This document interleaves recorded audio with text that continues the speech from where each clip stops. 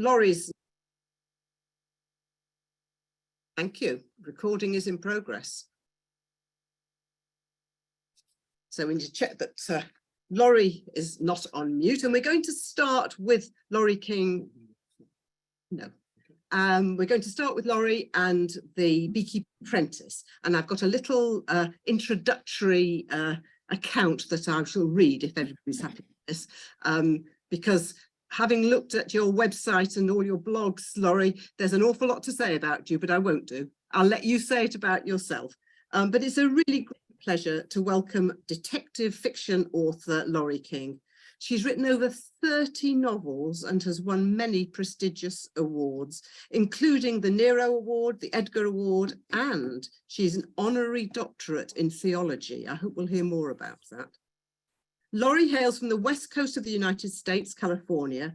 To say that she's widely travelled is a massive understatement. I hope we might hear more about that as well. The Beekeeper's Apprentice is the first in the Mary Russell and Sherlock Holmes series of crime novels, of which there are more than half a dozen, I think perhaps considerably more than that now, possibly more to come. I hope she will tell us something of her creative processes, whether a writer is born or created.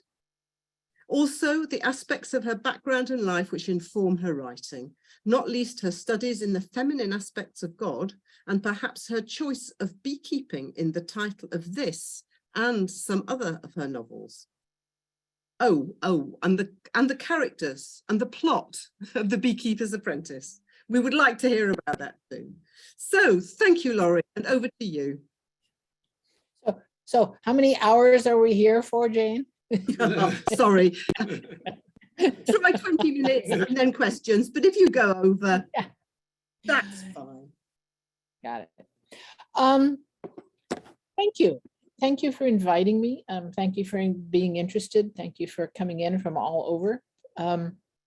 My name is Laurie King. I write. And yeah, there's I am working at the moment, I am working on the number 18 of the Mary Russell and Sherlock Holmes series. But it started when I was in my 30s, and my kids were in school. My son had just gone into school 3 glorious mornings a week. For those of you who are at-home moms, you'll know how exciting that is. And I had my husband was in academics, so he, sorry, so we were sort of tied down to his job during the year, and then we were tied to his schedule of travel during the summers, which meant that I couldn't have a normal job. So I thought, well, maybe I can write. So I sat down and started writing. I was 15 when I first met Sherlock Holmes. 15 years old with my nose in a book as I walked the Sussex Downs and nearly stepped on him.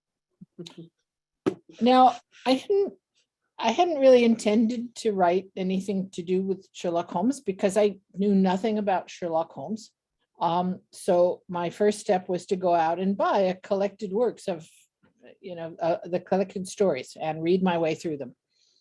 The next problem was that I realized that I introduced him to her while he was out marking bees on the Sussex Downs.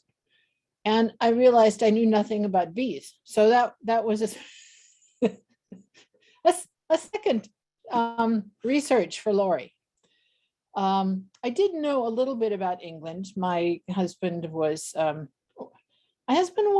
born and raised in what is now Pakistan. Although at the time it was part of India because he was born in the 20s.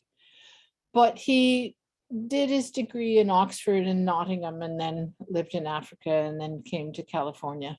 So he had been around, but he was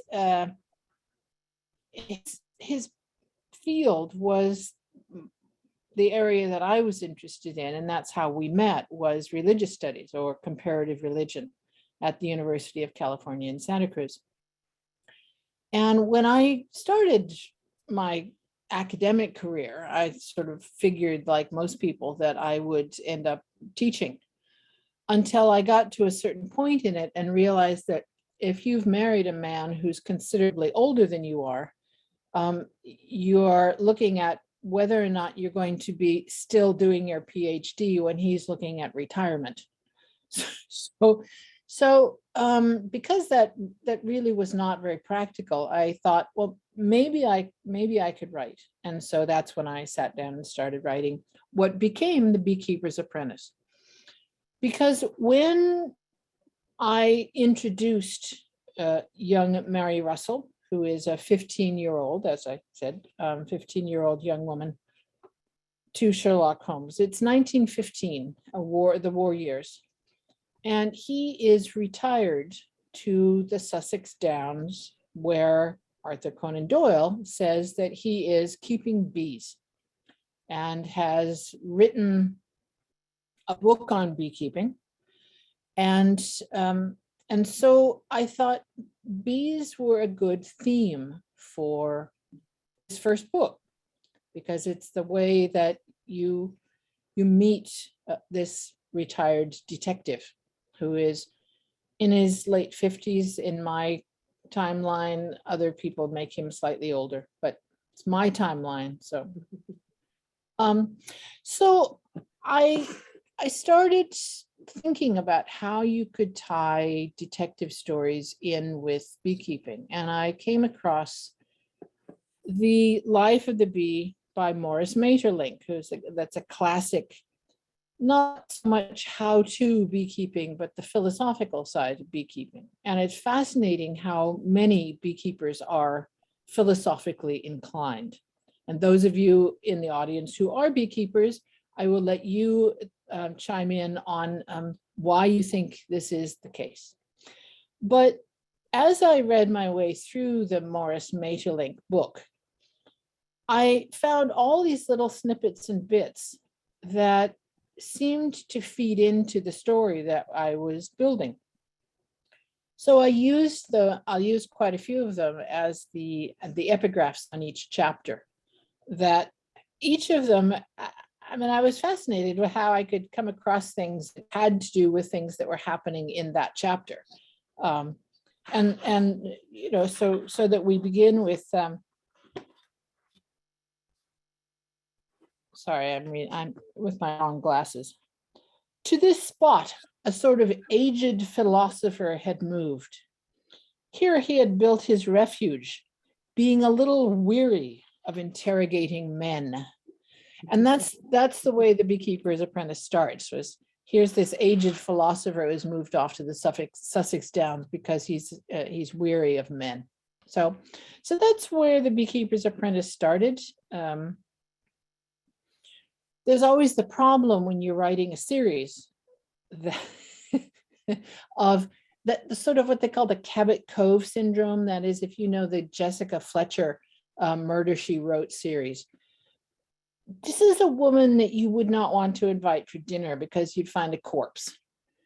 So the number of murders that take place in this tiny, tiny village on the east coast of the United States is such that really the FBI better get involved with it.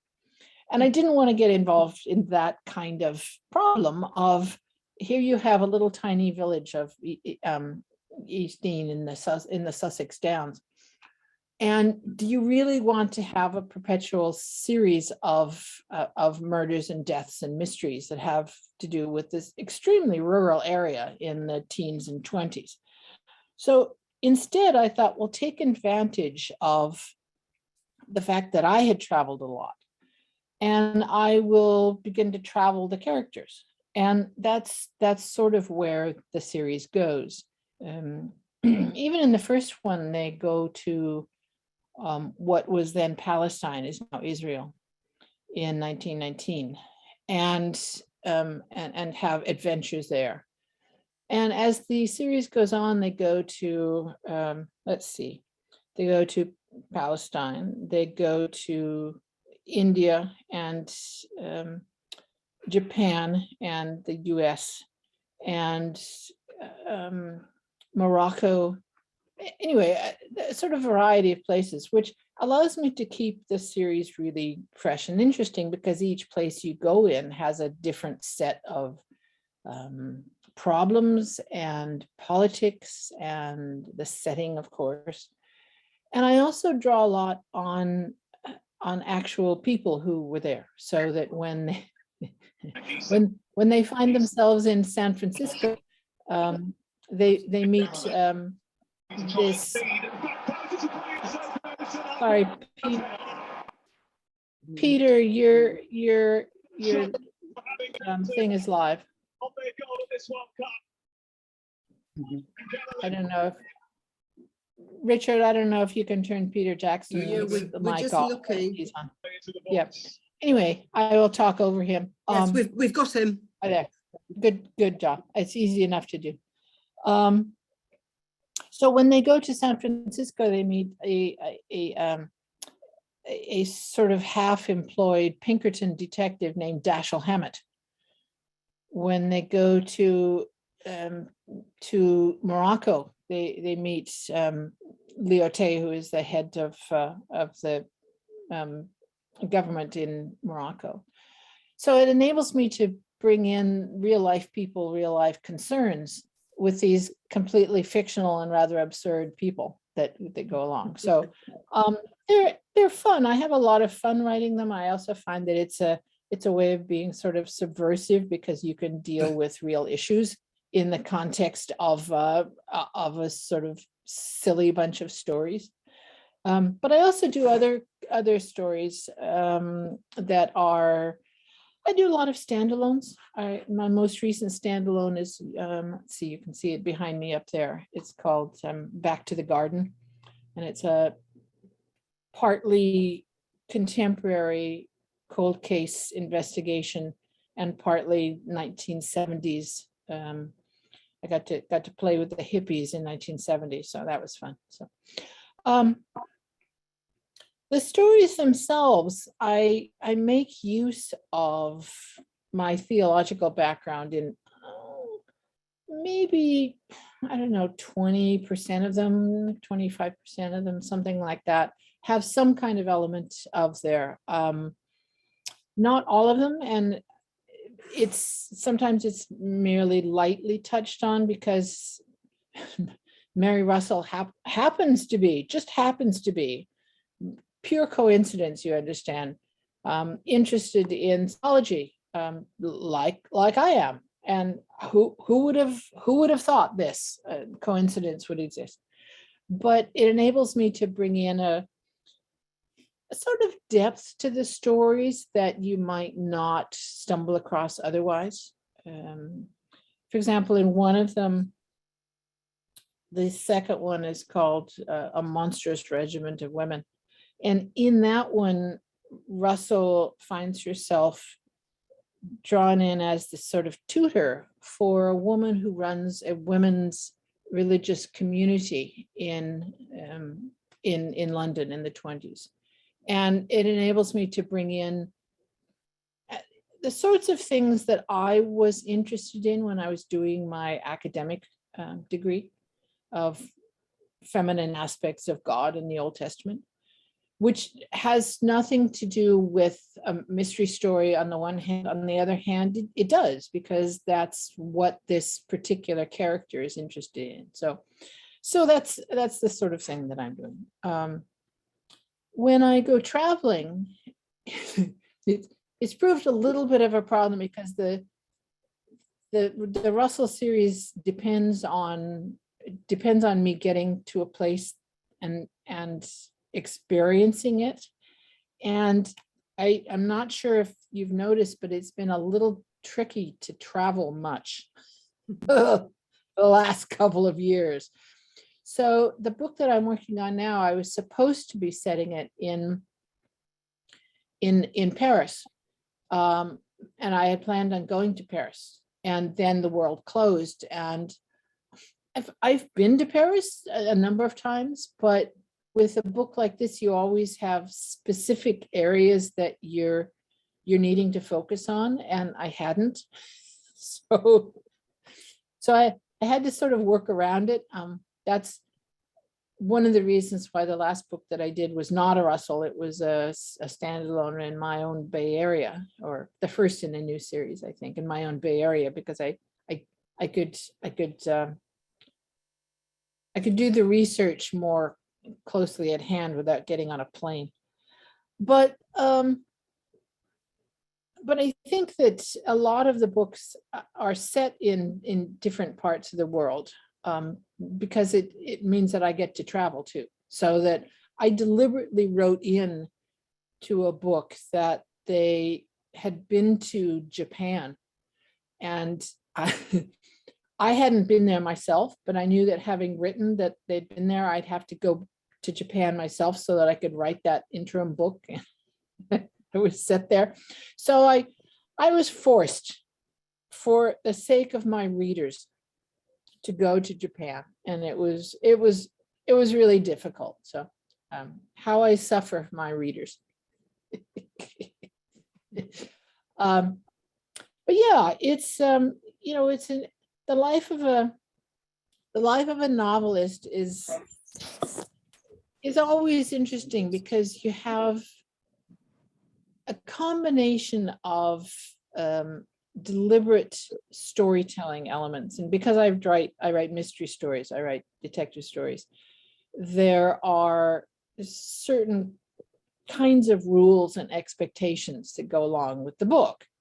So, you have to have dead bodies in a fair number of them. Not all my books have corpses. I sometimes get to the end and realized I've neglected to give myself a corpse, and I have to go and provide one in the rewrite.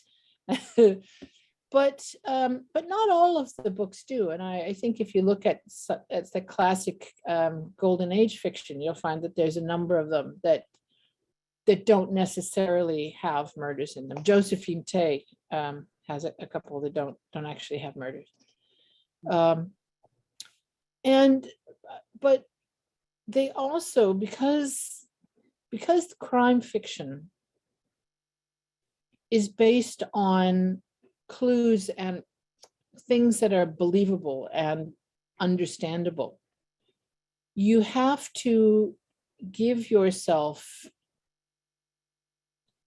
a very realistic and believable setting.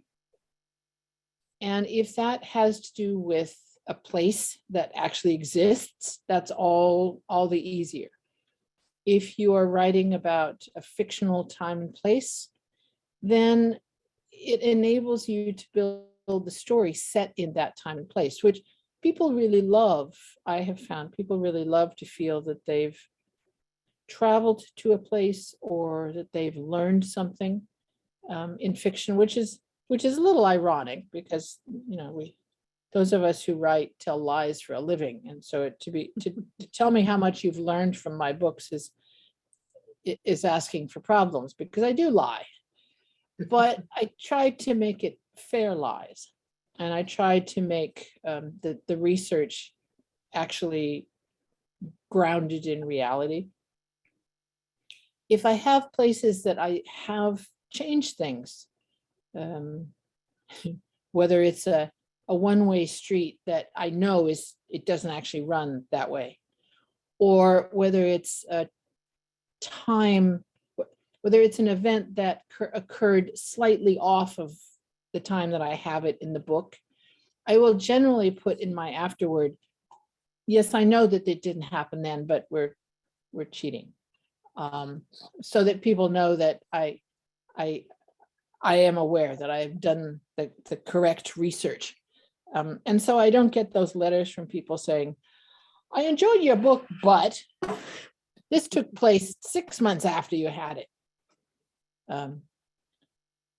I have learned, by the way, for any of you who have multiple passions in your life, if any of you are train spotters or stamp collectors, I have learned not to put the time of an actual train that my characters catch in 1914 or whatever, because I will get letters from people saying that train didn't run on a Tuesday in 1923. Or if I have her put on a 2p postage, I will get a letter from somebody saying, or 6 letters from people saying that the postage was not that in this year. So I tend to just say she took a train or she put a stamp on something, because it's just too difficult to get it right. And I like to get it right. So that's sort of my rambling background. Jane, I'm not quite sure if I had attacked all of the areas that you were interested in. I probably should say that I think I mentioned that I don't actually keep bees, but Yes. I have done actual hands-on, not really assisting, but looking over shoulders so that I can see how things work. So perhaps I could kick off then with the question I think a lot of us have thought as we read. Why did you choose to put in the title that she was the beekeeper's apprentice? well, Obviously the title is important, and the bees are more central to the title than the plot. yes. There is a world of Sherlock Holmes, and the more you get involved in Sherlock Holmes, the more you realize that that any reference you make to the stories had better be right, and also has dimensions to it, so that if you stand in front of a group of 20 Sherlock Holmes fans, whether we call them in America Sherlockians, in England they're generally called Holmesians. But if you stand in front of a group of Sherlockians and you make reference to the beekeeper, they don't mean Morris Maeterlinck. They mean Sherlock Holmes. So this was my way of tying in the book to the Sherlock Holmes world with the very beginning one, because Arthur Conan Doyle, his latest Sherlock Holmes story was set in 1914 at the very brink of the Great War. His Last Bow, it's called. And in that story, it makes reference to Holmes's retirement from being a detective on Baker Street in London to a rural life on the Sussex Downs near Eastbourne. And he is a beekeeper. He studies bees as he in his retirement, and this is part of the conversation that he has with Dr. Watson in that story. Conan Doyle went on to write other stories after that, but they were all set before 1914. So your final image of Sherlock Holmes in the world of Arthur Conan Doyle is that of an aged beekeeper studying his hives and coming to philosophical conclusions and writing a book on the life of the bee, the art of beekeeping. So that is the link to the Mary Russell stories, because my Beekeeper's Apprentice starts just a few months after his last bow is written, takes place. So from August 1914, and Beekeeper's Apprentice starts the following April, in April 1915. So you have these ties in there. And of course, there's also thematic elements of, as the subtitle says, on the segregation of the Queen, which is also a Sherlock Holmes reference, because his magnum opus of beekeeping, the art of beekeeping, is subtitled with some notes upon the segregation of the Queen. So in the story, this idea of segregating the Queen from her hive, her community, is a thread that runs through the story. And without giving spoilers or telling you the plot for those of you who haven't read it, it's a personal reference for Mary Russell as well. So all these complicated things that go into it. I think actually, Jane, as I look back, I think my original title for the book that I proposed was The Segregation of the Queen. Oh. And my editor thought that was either too obscure or too negative. So we brought in the idea of the Beekeeper's Apprentice as a way, and then kept the original title as the subtitle, both of which are strongly Sherlockian, so that if anyone spots this book, knows the Sherlock Holmes stories, they will know what this book is about, even though there's not a picture of Sherlock Holmes on the cover. So. Oh, and yes, indeed. And nor should there be, really, perhaps. Well, there is a sort of tiny, there's a sort of little tiny, silhouette. Indeed. I've got the and you've got the English one, previous, yeah, and the English one is obviously. The British one doesn't have that. They're much. Okay, yeah. So that's interesting. That sort of leads on actually to a question that somebody put forward. Why is Mary so young? I wanted this to be a coming of age story of an extraordinary young mind. I wanted to follow this young woman who has just been orphaned. She is on her own, with the exception of an aunt who she really doesn't get along with.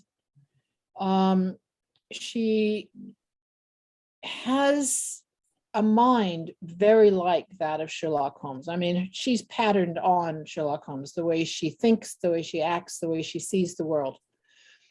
And I was interested in how this extraordinary young mind might develop if it were in a different setting. That is, if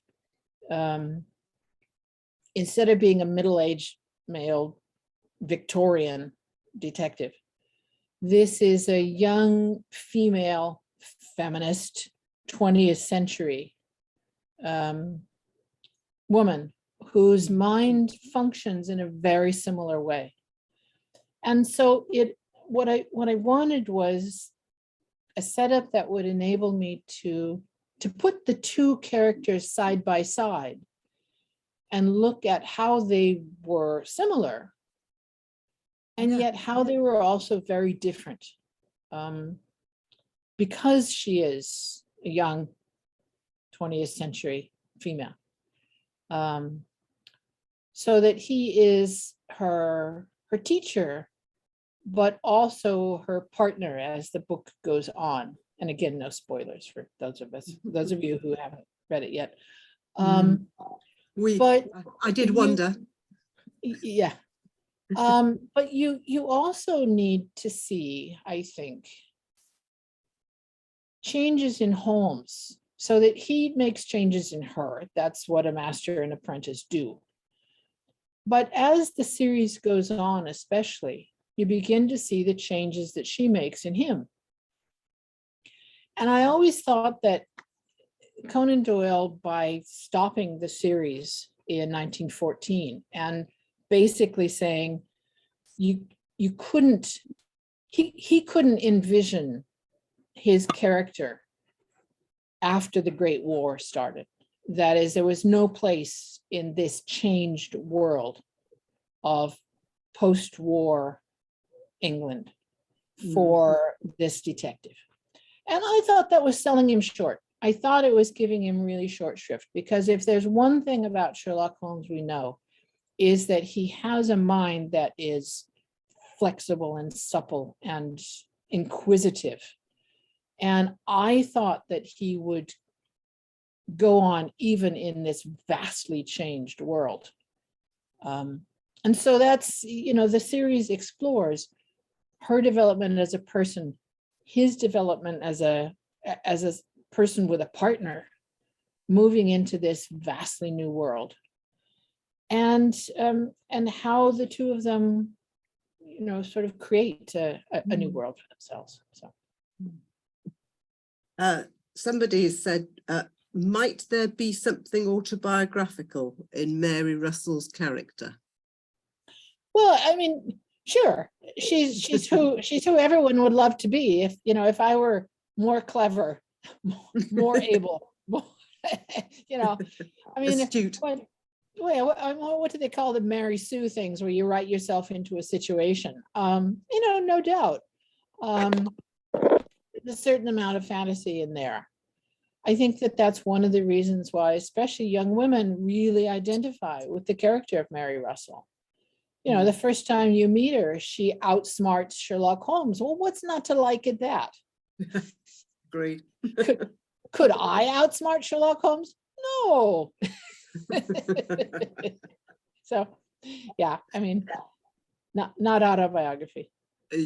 Okay. How have you gained your clearly good understanding of Englishness? That comes through in the novel. We're not, well, very little does it come across. There may be some American input, but then I think you covered that, haven't you? Well, it's I won't say it's the main reason, but it's one of the advantages of making her half American, is that she is an outsider in the society that she finds herself in Southern England in the teens and 20s. But it also excuses any goofs that I may have introduced. But I have British family. My husband was Anglo-Indian, but lived in Britain from the time that he, well, I guess from the 30s, and then again after the war. He had British family. And I had spent a fair number of months in Britain over the years. So I sort of am bilingual when it comes to driving and interpreting, and telling people which floor, whether it's the first or second that you have to go up to, and all those sorts of things. I write them in British English, and only once have my American publishers gone through methodically and corrected it all into American English. But I tend to use British spelling in them, because they're memoirs. That's a problem. Sorry, I was going to say, was that a problem, given that you're speaking partly through Sherlock Holmes, who has his own voice? Yeah, well, the voice, the books are first person Mary Russell, and she speaks, she's an educated English woman who has an American background. Her father was American, her mother British. And so she writes and speaks in a fairly formal 20s British. And it just seems to go with her, her voice better than having American spelling. The only places in the books that I use American spelling are in my personal prefaces. There's a couple of parts where I, as the editor, will make remarks, and those are in English, in American English. So probably nobody notices. I think it depends, doesn't it, on the characters? But for Sherlock Holmes to be written in American English spelling, I think would maybe problematical for a number of English readers. But clearly, it just wouldn't feel right, would it? No. I don't. I think not. Probably. I've got a couple of questions that have come in. One: who is your favourite author, and what are you reading at the moment? Oh, I read so many people.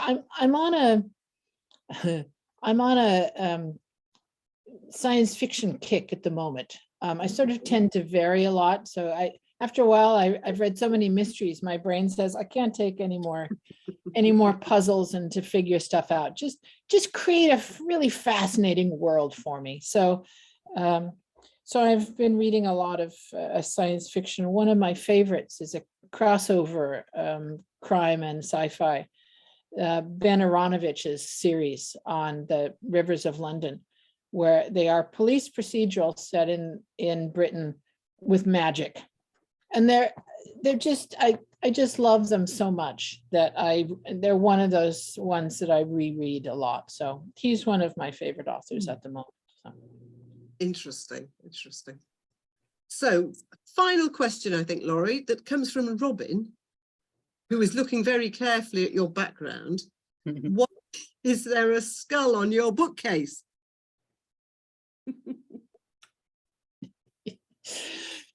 It's one of those things that people give you and you think, Really? I don't quite know what to do with this. It's actually, weirdly enough, it's a kind of ceramic that you're supposed to put in your fireplace and it glows. However, my fireplace is gas rather than fire. And I asked the guy who maintains it, and he said, oh, I really wouldn't put that in there. So someday I'll have a campfire and I'll take that along and see if it actually glows. But meanwhile, there it sits looking over my shoulder. So yes. And this also, I'll turn it so you can see, this is a painting that a dear friend did of bees. Of bees and honeycomb. That we used it as the cover for one of the ebooks that we did. So right. Yeah. Oh, splendid. That is so interesting to hear your mind working, Laurie, and terrifying, isn't it? into the beekeeper's apprentice. That's super. Thank you very much indeed. But I'm afraid we're going to have to move on now, and we come to the little interlude, the adverts, really. So could you share the screen? Thank you. So can you all see the first screen of the presentation? I can. I just want to say a few words about Bees Abroad so that you know where we're coming from if you don't already know. We're a UK registered charity, and read what it says. We work to enable communities in empowering themselves through sustainable beekeeping. So they are projects mostly in sub-Saharan African, but not exclusively. And we are mostly experienced beekeepers. And I think that helps us. Well, because we're experienced, we know the pitfalls and the problems, but we also know the suitability of beekeeping in these areas. So we're looking to make successful projects where they can be. And we work with partners in country collaboratively. The communities design their own projects. So they're inclusive and empowering and become self-sufficient. Put the next slide on.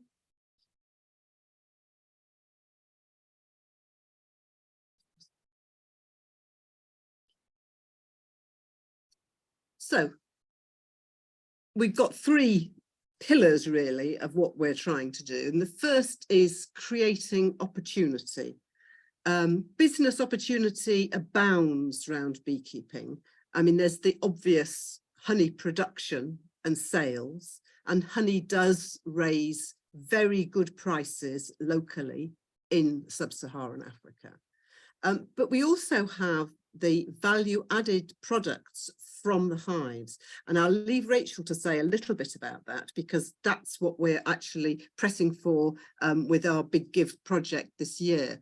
That the making of creams, cosmetics, lip balms, beeswax candles, other cosmetics from the products of the hive, they are value added. You can make a reasonable amount of money from those. But it's not just the products of the hive. There are fallout benefits from beekeeping projects. We need beehives, and local carpenters are able to earn money by making the beehives. We need bee suits. Those are not imported from Western countries. They are made locally by local tailors. So we're looking at a whole community benefiting. And the income that's generated can improve a family's income by 20%. That's huge. And it enables families to send a child to school or to buy Western medicines if they need them. And then finally, protecting the environment. We, like our beekeepers, become well informed about beekeeping. They're not just working in an ad hoc way. They are knowledgeable about bees and in the environment. And so they are aware of the natural habitat. They need good habitat for forage, and they will spread the word amongst neighbours and authorities, local authorities, to promote maintenance of the natural habitat. They know about the negative impact of pesticides and will campaign against those. And of course, they know how bees will pollinate local crops and increase the yield substantially, and they will spread that message also. So we hope that our projects are sustainable and last a lifetime.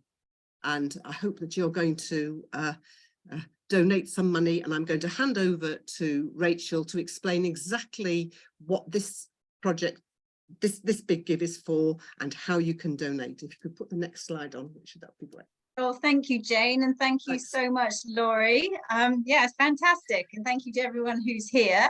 So yeah, this wonderful evening together is all part of Bees Abroad's Big Give Christmas Challenge, which is our fundraising campaign this year to invite more people to just be part of the story with us. So supporting women, vulnerable groups through training in sustainable beekeeping, like Jane has said, around the world, and also working with beeswax products, these value-added products that can be income-generating projects, improving livelihoods. So that's what we're doing here, and we just want to invite all of you here to read more of our beekeepers' stories. We're hearing about 2 very interesting stories tonight, and we do want to encourage you to after this go and read some of the stories from our beekeepers, and you can do that on our blog. Just follow that link there, beesabroad.org.uk/biggive, and that will take you to some stories on the blog from our beekeepers. And we also want to invite you to support these amazing beekeepers. So this week until Tuesday, December the 6th, all the donations are being doubled, which is very exciting. So every pound, every dollar goes twice as far. So Sia and Laurie, thank you so much. They very kindly, they are supporting this campaign through their books, through their time this evening, and we are so grateful. And we would be really grateful if you can give whatever you can, what you're able to support these projects as well. So to do that, you can use the QR code there. If you've got your phone on you, that will take you straight to the campaign page. You can access it through that website there, beesabroad.org.uk/biggive. And I think Richard's just going to put in the chat the actual link in the chat. So have a look in the chat and you can follow that link, and it will take you to this page, Richard, if you could go to the next slide, you should arrive at the campaign page, which looks like this, where you can actually donate. Oh, we can't see the purple button there. Your screen is smaller than mine. But yeah, just under that, there's a purple button which says donate. And so it's super easy. Just click in there and then it will be doubled. So thank you if you could, thank you in advance if you're able to contribute to this campaign. And then one other bit of exciting news, if you go to the next slide, please, Richard, you can enter our prize draw. So we've got some fab prizes up for grabs. So yeah, if you fancy, I'm sorry, this is a very much more UK based. It's a night in London, but yeah, so afternoon tea. But yeah, do follow the QR code there or access that through the website as well. And you can enter to win some of these great prizes. So yeah, thank you ever so much. Thank you, Laurie. Thank you, Sia. I'm looking forward to what you have to us now. Yeah, just try it. I think that's.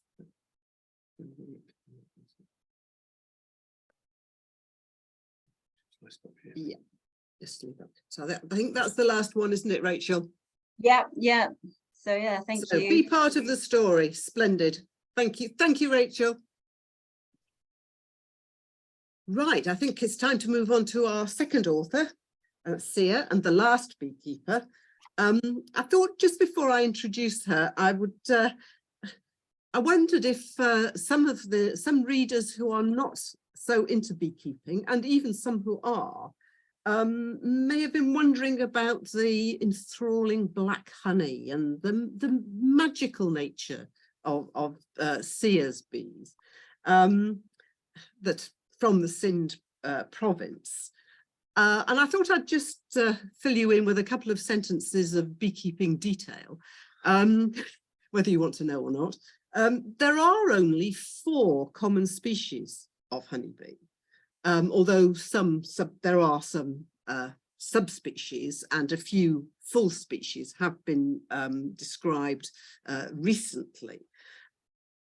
Our honeybees, our Western honeybee, Apis mellifera, is the only honeybee we have in the UK and Europe, and of course the only honeybee in the USA, because the Europeans took the bee with them when they emigrated to the USA. The other 3 species are all Eastern honeybees.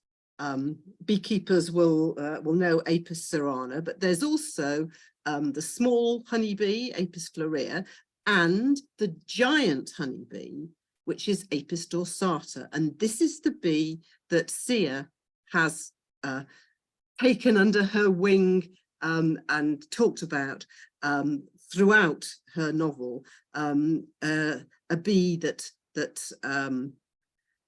occupies very dense jungle forests, and I have to say is more threatened now than it was in 1974 when Sia's novel is situated. But let me introduce you to Sia and let her tell you about her book herself. I'm delighted to welcome you, Sia Turabi, and The Last Beekeeper. Sia is a British poet, a mentor, a psychologist, and an art therapist, and was born in Karachi in Pakistan into a family of poets and storytellers. The Last Beekeeper is her debut novel, but before branching out into prose writing, she studied biochemical engineering. Yes, you heard me right, biochemical engineering and Sanskrit. I don't think polymath hardly covers it, does it? She's journeyed to different countries to spend time in the natural world. Welcome, Sia, and I hope you might read us an excerpt of your choice, which includes the bees in an important role, as well as sharing with us the themes and characters of your book.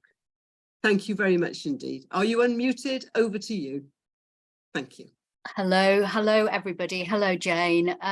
Well, I just, I'm very honoured to be here, honoured to be amongst the company of so many beekeepers, master beekeepers even. Laurie, totally aspiring to be like you one day. And yeah, just I'm kind of thinking, isn't it strange where we find ourselves? And I feel as if the bees have brought me here to this place as well.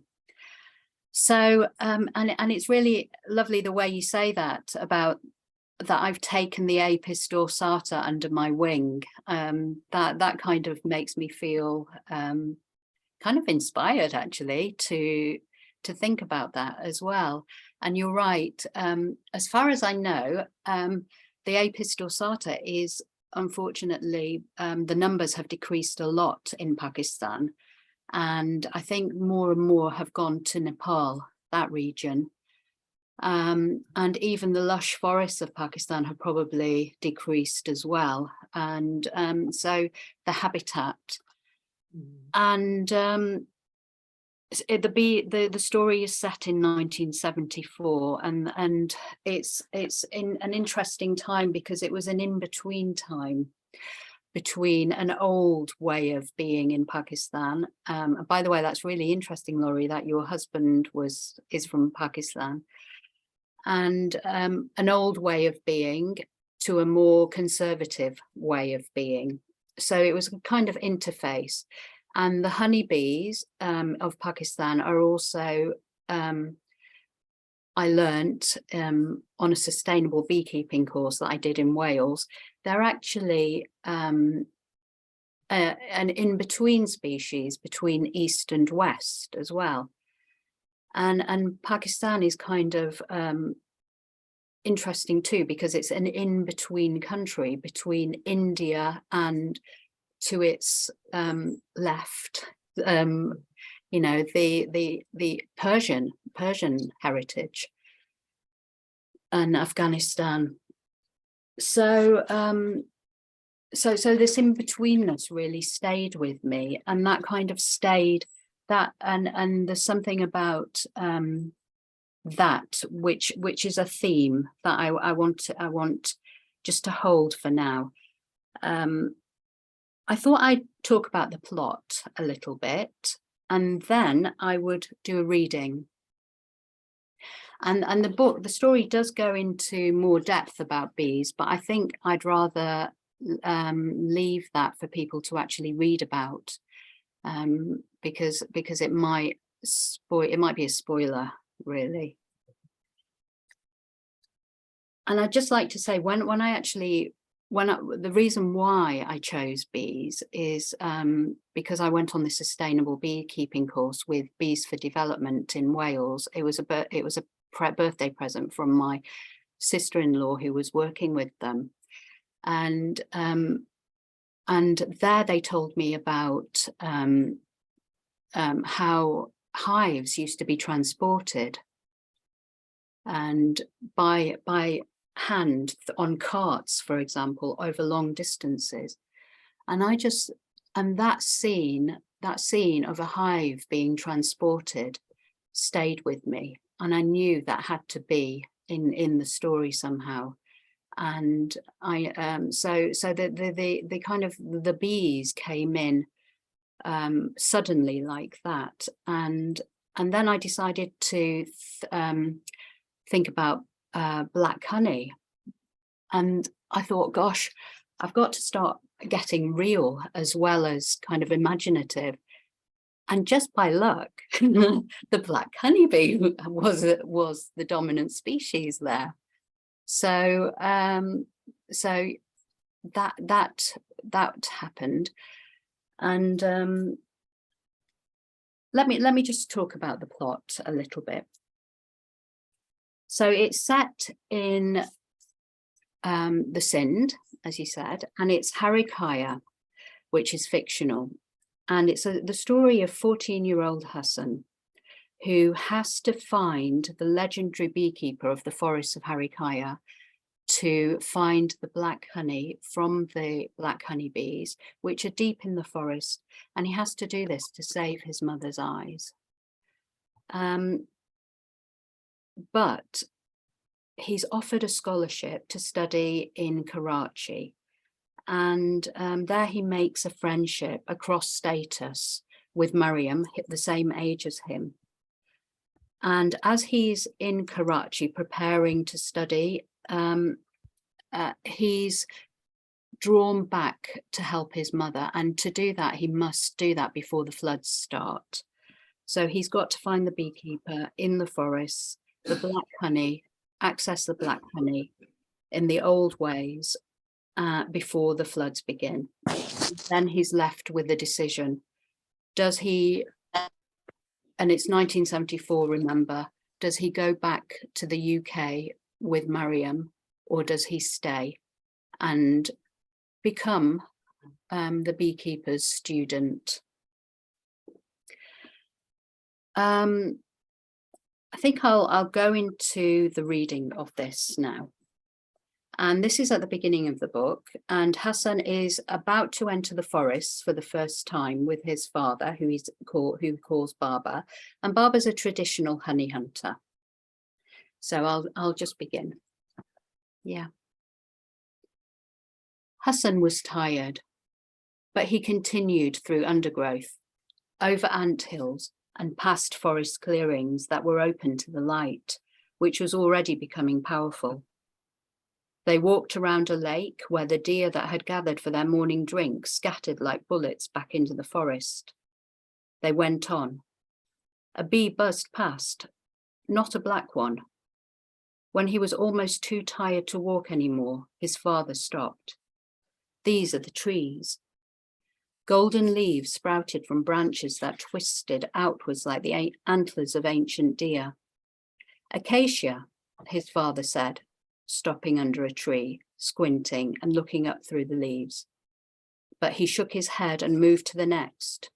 Squint, shake, move.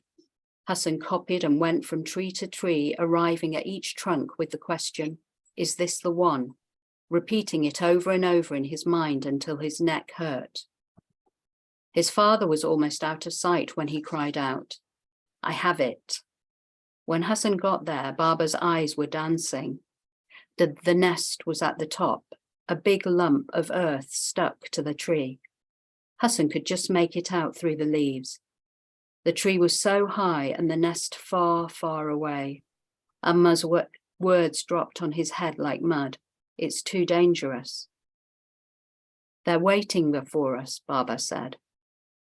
His father started to climb the tree with bare feet and the basket over his shoulder, stepping on branches or pulling himself up the trunk until he was a long way off the ground. Hassan wished he could do that, climb a tree for honey. He pressed his hands against the trunk. They were trembling. His heart was loud and his throat was dry. He had to believe. A surprise wind blew, making it easier to see through the leaves. A slow, low-pitched hum reached him from the nest. Another breeze carried the humming closer. He knew this humming. Sound swept down to him and he forgot to worry for a few moments, lost in their world. Were they going to give Baba some of their honey? Hassan kissed the tree. His father stopped a few feet below the nest. It seemed to shake as Baba inched closer. Yes, it shook. The lump began to pulse and fold like a wave. It was alive. Bees, hundreds, no, thousands of dark bees, some hovered apart from the nest, darting along short, invisible lines, but staying close. What were they doing? It was a breathing ball of noise. Hassan felt his skin tighten around him. Then a glow came from inside the nest. Yes, a glow. Had Baba been allowed by them to go further? The movement of the nest was clear, pulsing and folding. The mass of bees looked ready to explode. Hassan's throat was narrowing. He wanted to scream to his father to come down, but he held back, gripping onto the tree. His father's shadow was nearing the nest, getting closer to the glow. He was nearly there. Yes, he was there. Hassan almost cheered. With his small knife, Baba reached into the blackness and came out with a small square of wax, a piece of honeycomb dripping black gold down the knife. What would that be like to taste? It went into the clay pot and in the basket. Hassan wanted to bang on the tree, to shout for joy, to say thank you. He wanted to dance to the sound of their humming, but it got louder. The nest shook again. Most of the bees stayed together, but others buzzed free. Were they angry? One touched Baba's face. He waved his hand. More came away. What was Baba doing? Baba took the smoker out of his basket with one hand and pressed the bellows. Nothing. Hassan froze. Baba had checked the bellows that morning. Baba tried again, still no smoke. The mass of bees was stirring. A small group of bees came to hover by his head, their humming louder. A warning. Wow. Would you like to go on to questions, or would you like to tell us some more, Sia, at the moment? Well, yeah, let's do a few questions. Before we do some questions, would you like to see a picture of Apis dorsata, everyone? Could you just go to my right hand, and it's the okay, into the next one. One further down. There you are. So the interesting one, different thing about Apis dorsata is that they tend not to occupy a cavity, and they constitute a single comb, and there are multiple layers of bees on the comb. And if you get an opportunity and you're interested, if you look on YouTube, you can actually see a video of them shivering. They communicate, and it's almost like a Mexican wave that goes over the entire comb. It's a remarkable thing. And as was evident in the reading, there will be perhaps a number of colonies on one tree. So they are a magnificent beast, and there they are. Thank you. And traditionally, their honey was very revered in that region, and was believed to have curative properties as well. I remember when I was 11 years old and I visited Pakistan, and they had a kind of plastic bottle, like literally that big, full of really black honey that had come straight from the forests, because my uncle kept bees and basically loved bees. And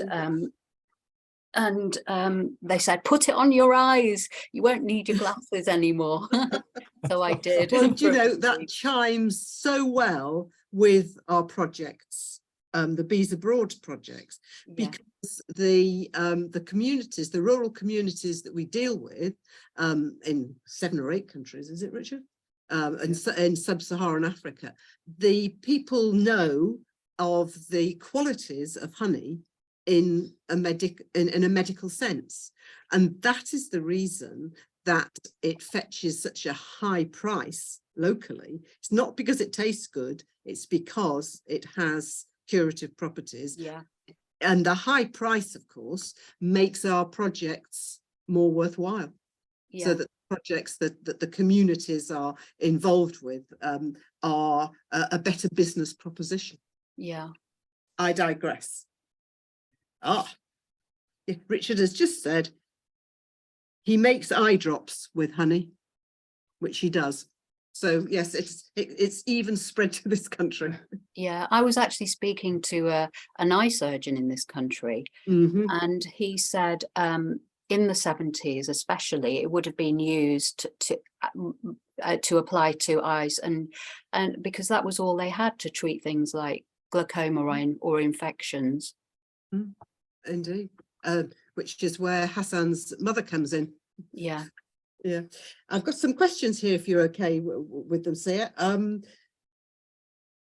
This is the first one, somebody who I think is here this evening, but she sent this to me. Is the theme of the good of the individual, as in Hassan's mother and her health, versus the good of the people, as in the village factory workers, who there's this attention. Do you think it's more relevant in the Sindh province in 1974 than it would be today? Perhaps she's leading to say, you know, did that lead you to position the novel in 1974 rather than today? But that's Well, my... That's a really, really good question. It's and I would really love to explore that, to be able to actually give an answer that I'm not just guessing with. But I think recently, when the floods happened in Karachi, I suddenly was driven to put my current novel that I was writing, my second novel, on hold and start a new one, which can be standalone, but it's bringing the story up to the current day. And I'm exploring that, the ideas of the necessity of migration because of what happened in, say, 1974. Migration of people to the cities, of the results of climate change as well, and which has impacted the bees enormously. The vultures, for example, that I described in the story are no more in Pakistan. Yeah, and things have changed a great deal. So yeah, so my current novel is focusing on the changes and exploring that kind of question about the larger good of the country. And it was just something that I have to say, because it's so horrifying. And Karachi is not the only place that will be underwater by 2060, apparently, if it goes on like this. So it feels quite urgent at the moment to think about everything that's happening and how the bees are kind of have been telling us things from 1974. So apologies for not answering that question directly, but yeah. Well, I think, yes, it's I think it opens out questions in everybody's mind. I'm getting lots of questions coming in, so I better just move on. Let me see what this says. Why is Hassan able to approach the bees, commune with bees, when his father, also a great poet, gets stung? Is it because his father looks on his honey as a resource to take rather than share? Yeah, I think that's pretty much it, really. Yeah, and I think the bees decide really whether you can have their honey or not. That's what I think. I think bees decide that nobody can take their honey. That's my feeling. Okay, yeah. But yeah. No, Even more radical. I like it, Jane. Yours is more lyrical and creative, and I am a scientist. I think the bees are willing to share, and I think what's fascinated me about the bees is that they are a non-competitive community, and that's really fascinating at me at the moment. That as a species, our natural way of being is competition and envy and jealousy, and it's the bees don't do that, and also and neither do trees, you know. So yeah, that's fascinating me. Yes, I think that is something that in recent years people have been drawn to bees for that reason. This social behavior and the ability to, you know, work as one creature, and to be giving to the whole community rather than looking after themselves as individuals. The bee stinging being a good example of that, in order to protect the colony. Yeah. And their very nature of being one, but also being individual, and being one and being individual, and that constant fluid and movement between that. Yeah. The good of the community against the individual. Can I ask you, this is my question, being a scientist, how your study of biochemical engineering, this is a training in convergent thinking, isn't it? And I'm intrigued to see how it must support your creative writing. It must inform it, but for the life of me, I can't see how. I'm fascinated. How the study of biochemical engineering? No, by the way that your training in biochemical engineering can either run parallel or inform your creative writing and your poetic and lyrical writing of the novel. I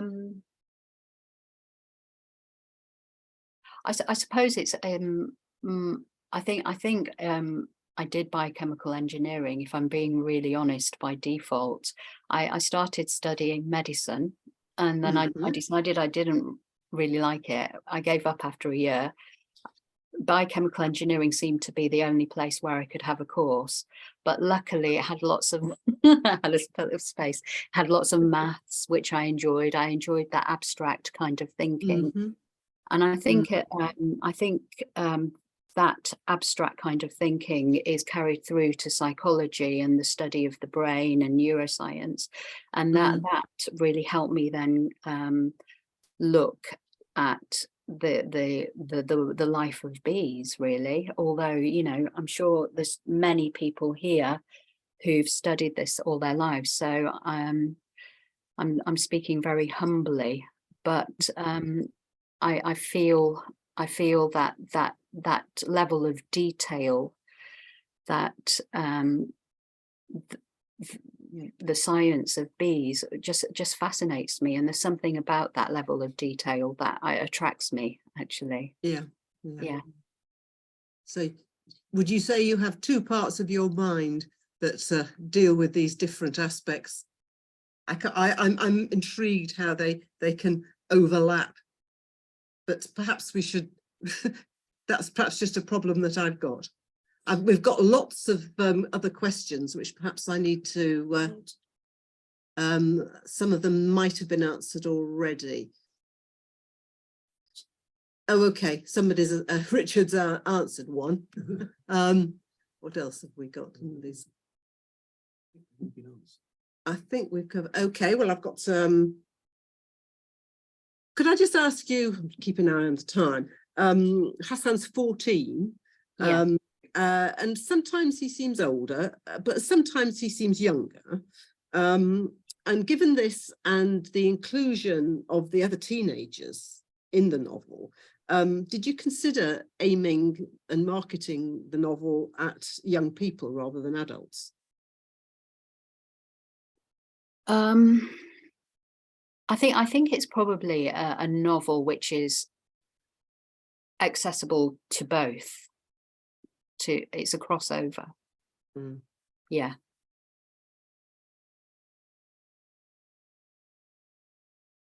And it is interesting because it feels like another era. The publishers labelled it historical fiction, which surprised me, really. But oh, really? Yeah, but I think not to me, it's not. I know, not for me either. But like, you know, 1974.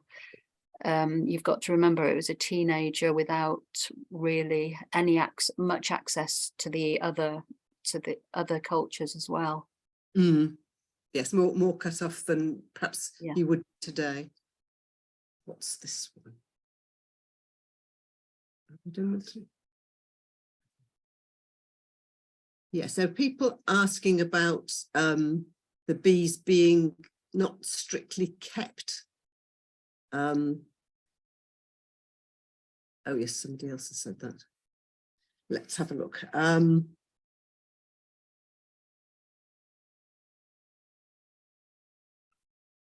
What are the other key themes that you want readers to identify? And how does the emerging Pakistan fit in with his coming of age?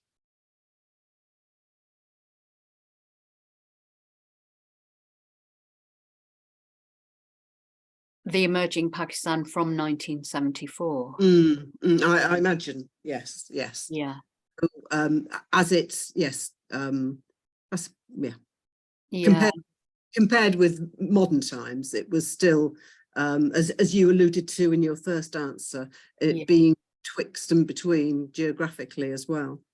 Yeah, I mean, that was a time when, for example, my aunt, who was studying at the university in Karachi, could still walk to university. And things started to change. It became more and more difficult. I think the political system became stricter, you know, and so much has happened. There's so much story between 1974 and the current day, and it feels as if it's a cyclical thing. And over the last few years, I've heard people in Pakistan telling me that things have got much safer in Karachi again. There was a real period of fear and terror, and maybe that links to Hassan, because I don't want to give too much away, and it also maybe links to the honeybees in general in real life, about how they've disappeared or virtually disappeared. It's almost as if they didn't really want to be part of some of that story, and who knows, there's always hope.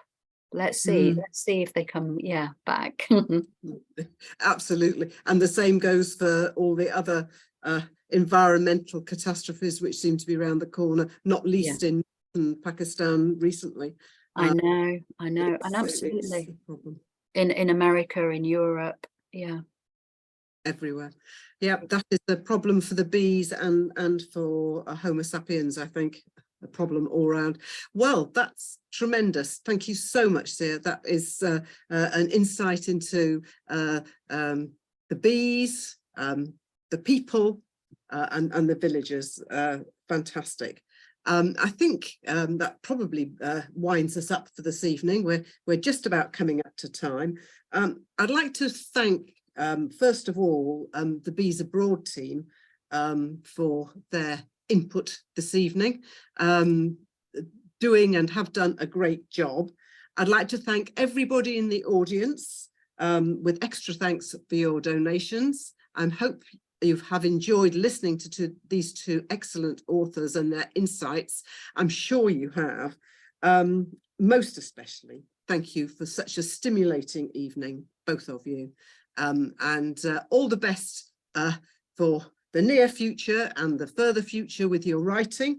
And I'll leave you with a message on the screen and perhaps a comment from Rachel. Thank you, everybody. Yes, no, thank you very much. That was wonderful. Great to see you all. Thank you so much, Laurie. Thank you, Sia. That was wonderful. So thank you for sharing this evening with us. And and thank you all for coming. And thank you for your donations. And we have until Tuesday. So thank you so much. Double the donations. Excellent. Thank you very much indeed. And I don't need to say I hope you have a safe journey home. That's one advantage of Zoom. I'm sorry I can't see all your faces at once. I find it quite discombobulating, but I can see that you were all here and it's been great to have you. So thank you. Enjoy the rest of the evening. Thank you.